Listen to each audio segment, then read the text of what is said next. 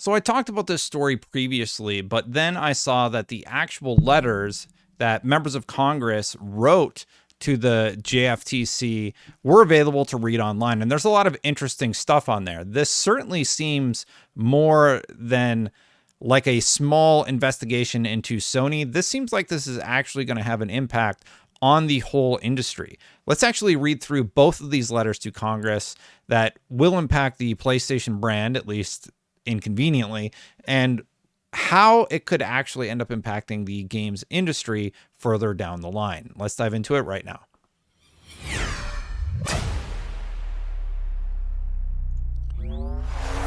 So first things first, we'll look at the letter from Ambassador Catherine Tai and Secretary Gina Raimondo from the U.S. Department of Congress. Dear Ambassador Tai and Secretary Raimondo, this is actually from Carol D. Miller, Mike Carey, Claudia Tenney, Brian K. Fitzpatrick. So 4 people have signed it. And I highlighted most of it as I was reading through it because it's all sort of interesting.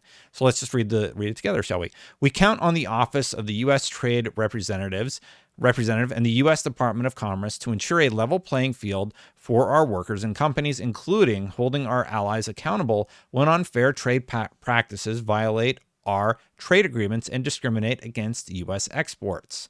Today, we write to bring to your attention the imbalanced Japanese video game market, which we are concerned may be a result of a discriminatory trade practice that could violate the spirit of the U.S.-Japan Digital Trade Agreement. This is an agreement between the United States and Japan to have fair trade on the market. And what has Sony been doing? They have been blocking Xbox from a lot of Japanese games coming to their platform whatsoever. Sony and PlayStation pushed Microsoft too hard, and I honestly do believe that the reason that this is happening is because they kept going to Washington to lobby, and now Washington is looking into them also. Anyway, let's continue. We also will be focused on the issue as the Biden administration continues to negotiate the Indo-Pacific Economic Framework. Japan allows foreign gaming companies to sell to its market, but U.S. companies have never gained a foothold. It's very true. And ask anybody. Everybody will say Xbox has never been able to be successful in Japan. Well, now they're asking Japan to take a look into that, especially now that these deals that PlayStation has made have begun to come to light because of the CMA documents, because of the FTC documentation that they've had to provide. And now we know, oh, that's interesting. So you're saying that Sony has been going out of their way to block things coming from Game Pass, block things from ever coming to the Xbox brand. And I'm not saying Xbox is completely innocent with not having paid for exclusives and such, but the point is, Sony going and lobbying is going to cause them a massive headache, or it seems like it could cause them a massive headache. And like I said, this will have an impact on the wider industry because in the next letter, they asked to look into other companies also. Microsoft debuted its Xbox in Japan in 2002, and despite 20 years of investment, still have a negligible 2% share of the high-end console market. That high-end console market was defined by, guess who? PlayStation. PlayStation said that, the Steam Deck doesn't count, Nintendo products don't count, only PlayStation and Xbox count. Okay, well, let's take a look in the Japan market. You literally have a monopoly in Japan. You have 98% of the market share by your own definition. Maybe we should look into that. A lot of people are posting memes about this too, like the F around and find out stuff. And I don't think it's going to be that serious. But I mean, that's been the reaction to this story, right? Anyway, our understanding is that the Japanese government tolerates a range of exclusionary conduct by their domestic companies that may violate Japan's antitrust laws, and that this inaction by the Japanese government harms the ability of U.S. companies to compete in the country. They're implying that the Japan government isn't following antitrust laws. And I have to imagine they don't want to deal with an argument with the United States because we have a good relationship. So some action will at least take place with this. A lot of people are like, nothing's going to happen. Something's going to happen. Absolutely. Like, you don't get what is it, 11 people in Congress writing you 2 separate letters about this and talking about your trade relationship and bringing it into question publicly and not have a follow-up, at least with the members of Congress. We understand that Sony, which holds 98% of the market, pays third-party game publishers not to make their content available on Xbox and systematically negotiates exclusivity agreements that keep the most popular games in Japan off Xbox. The Japanese government's effective policy of non-prosecution when it comes to Sony appears to be a serious barrier to U.S. exports, with real impacts for Microsoft and the many U.S. game developers and publishers that sell globally, but see their earnings in Japan depressed by these practices. They're saying that workers across the globe lose money because of these practices. If this does get investigated, this could also have a negative impact on Microsoft, don't get me wrong. And the more I think about it, I don't know that this will turn out well for any company that has any sort of exclusivity agreement. Anyway, such policies can distort trade every bit as much as high tariffs or non-tariff barriers like discriminatory licensing practices, with the same result of allowing a domestic incumbent to protect its market share from foreign competitors. Such policies can also can distort trade in the United States and third countries by providing monopoly rents at home that can be leveraged for competition abroad. In the U.S.-Japan Digital Trade Agreement, Japan committed to provide non-discriminatory treatment to U.S. digital products, which includes computer programs and other digitally encoded products like console games.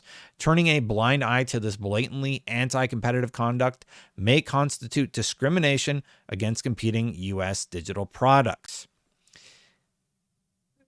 Sony lobbied so hard in Washington, and look, if it was Microsoft, whatever, because I know like that's the defense. This wouldn't have happened if Sony didn't lobby so hard against the Activision deal then. If that's the reality that people are choosing to go with, yeah, now Sony PlayStation is going to have to deal with that. Like, they lobbied, they've been costing Microsoft more money, so Microsoft, hypothetically, according to what we're seeing online, that I don't know that this happened. I don't know whatever happened. I'll let you come to your own conclusion. But like, okay, so they made a call to their, lobbyists, and they said, hey, maybe you should bring up all these documents that the FTC now has that show that Sony is going out of their way to block games from ever coming to Game Pass, block games from ever coming to Xbox, like Final Fantasy 16. And I think at the end of the day, let's say it's scorched earth policy and both Xbox and PlayStation never have another console exclusive again. Is that bad? Not necessarily. Anyway, in addition, and just thinking on that for a second, I don't care about first parties. Like, I think PlayStation should continue to make own games in-house and release those. Microsoft is buying up companies, and they'll probably make own exclusive IPs that they release in-house. There's some conversation about Redfall and Starfield because there was a PlayStation 5 version of Redfall in development, and then they said, hey, don't make that because we own you now, and we don't want you to make that product available on the PlayStation brand. A lot of people are upset about that, but you can go check out my video on that topic. Not really a completed thought there. Sorry, I kind of lost where I was going with that one. Anyway, in addition, USTR should consider identifying barriers to access to the Japanese gaming market in the forthcoming 2023 National Trade Estimate. These issues in Japan's gaming market also arise against the backdrop of USTR and Commerce's ongoing Indo-Pacific Economic Framework negotiations with Japan and 12 other countries. Japan is and will remain a key ally and trading partner of the United States, and it is an essential participant in the IPEF negotiations. These negotiations can only be meaningful if the administration addresses issues that are preventing fair competition for U.S. workers and companies in our allies' markets. We stand ready to work with you and look forward to receiving a briefing on the USTR and Commerce's progress in raising this issue with Japan. Thank you for your time and attention to this important issue. So, honestly, I think the F around and find out meme is applicable in this case because you're poking the bear. You're poking a $1 trillion company. Like, here's a 10-year generous deal where we'll actually pay you more than you were making with Activision. No, we don't want your deal to go through. And like, I get that you're trying to protect your own interests on the one hand, but on the other hand, at some point, do you not realize that you kind of got a losing case on your hands? Like when that CMA flip happened in the console market, maybe you should take the deal. They're not going to. So what those terms look like now that everybody's probably going to fold, it's certainly going to be interesting, to say the least. Here's the other letter. We are writing to raise awareness of an issue that is crucial to American workers and companies, particularly in Washington state. Specifically, we are concerned about challenges surrounding the imbalance in the Japanese video game market and respectfully ask for your assistance in promoting fairness in this area, consistent with the U.S.-Japan Digital Trade Agreement. As you know, Washington is a driving force in the U.S. technology industry. It is home to companies that are on the cutting edge of innovation, resulting in economic development and job creation throughout our state. In particular, the video game sector supports over 48,000 jobs and annual revenues of $11.6 billion, making the video games industry a significant contributor to economic prosperity in the region. Unfortunately, reports have indicated an imbalance in the Japanese video game market and the threat it can pose to the national video game industry, including to the Washington state industry. We are concerned that these practices appear to undermine the U.S.-Japan Digital Trade Agreement. While Japan allows foreign gaming companies to sell to its market, U.S. companies have failed to gain traction. For example, Microsoft launched Xbox in Japan in 2002, and despite 20 years of investment, still has only 2% of the high-end console market. Look, there's probably other reasons for that, but the senators or the Congress people, I don't know what their status in particular is. I believe they're senators, or at least one of them are. Anyway, they're making the argument that, look, you're thriving in the United States, but we're not thriving over there. Maybe all of these exclusive deals that you're making have a little bit to contribute to that. Let's continue on. Reports have indicated that Sony, which holds 98% of the Japanese market, has paid third-party game publishers to preclude access to their content and negotiate exclusivity agreements that prevent Microsoft Xbox from hosting popular video games in Japan on their system. Japan's actions allow a domestic company to protect its market share from foreign competitors. This can also pose an impact to the tens of thousands of jobs the video game industry creates in Washington state and the 428,000 it supports in total across the country. As Washington's congressional representatives, we are strongly supportive of ensuring that these job opportunities remain protected. In the U.S.-Japan Digital Trade Agreement, Japan committed to provide non-discriminatory treatment to U.S. digital products, which involves computer programs and other digitally encoded products, such as console games.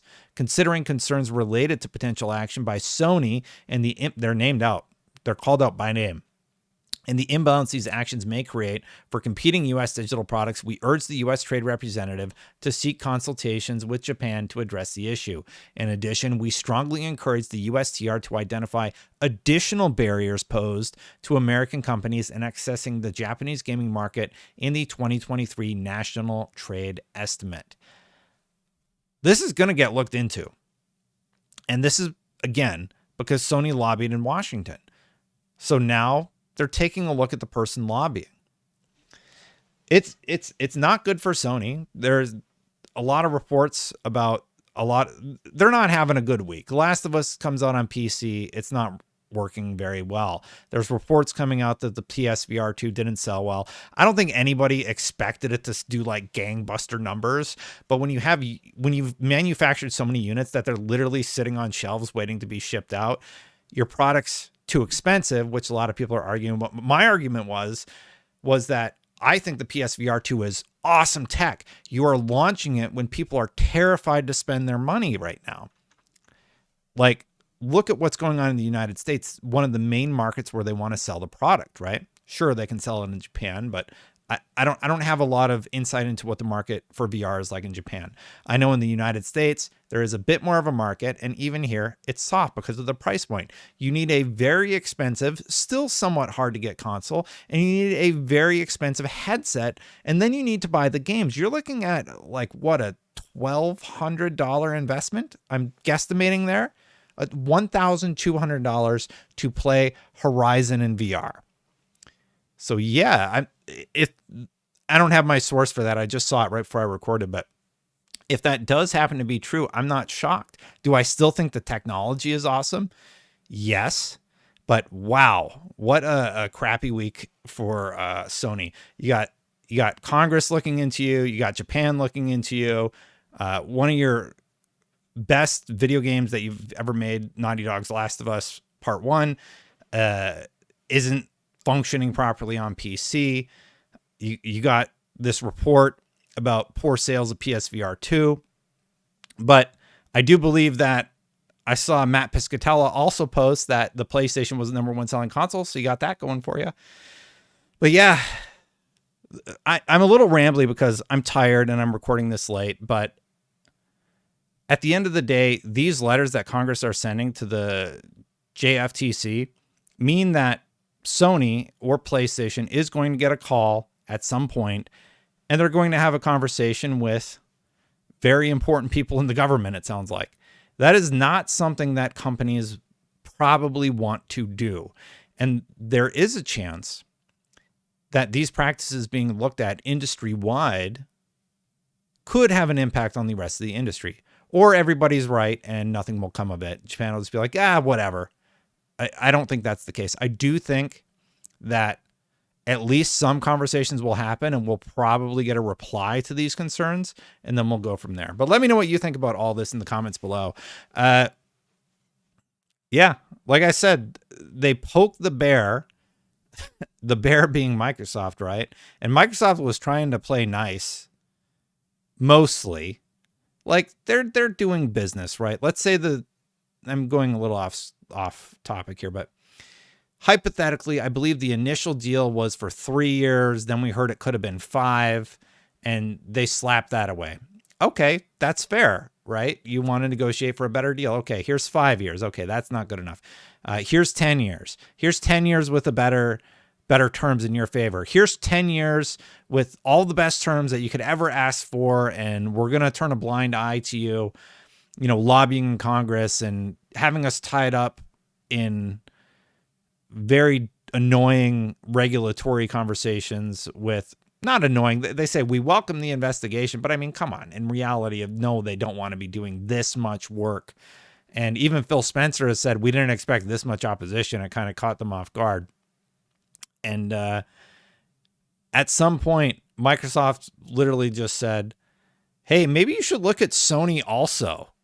Like, it's great that you're looking into us. Have you looked in your own backyard?